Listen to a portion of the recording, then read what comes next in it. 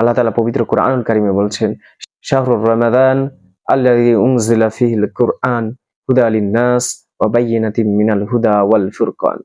রমজান আসে মানুষকে হেদায়েতের জন্য। রমজান আসে পথভুলা জাতিকে পথের দিশা দেওয়ার জন্য, পথভুলা মানুষকে পথের দিশা দেওয়ার জন্য।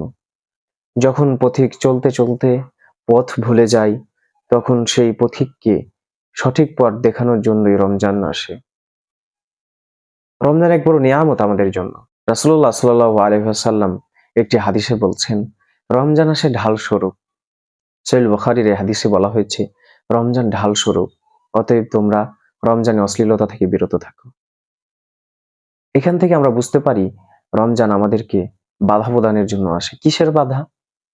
রমজান আসে আমাদের সেই সকল বাধাকে নিয়ন্ত্রণের জন্য, যে সকল বাধা উপেক্ষা করে আমরা রবের আনুগত্য না করে আমরা রবের প্রতি জুলুম করি, আমরা আমাদের প্রতি জুলুম করি।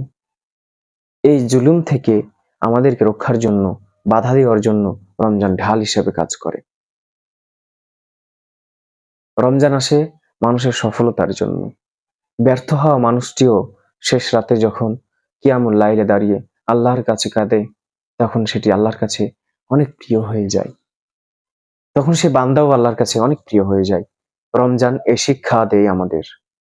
শৃঙ্খলা রমজানের এক বড় নিয়ামত। শৃঙ্খলা হচ্ছে সাহারি থেকে ইফতার পর্যন্ত এই সময়টুকু ধৈর্য সহকারে আল্লাহ তাআলার ভয়ে ঈমান নিয়ে একমাত্র তার প্রতি আনুগত্য দেখিয়ে কোনো কিছু থেকে, আহার এবং পানাহার থেকে বিরত থাকার এক নিদর্শন, যে শৃঙ্খলা আমরা প্রকাশ করি, তা রমজানের শিক্ষা। রমজান নিয়ে আসে ডিসিপ্লিন বা নিয়মানুবর্তিতা।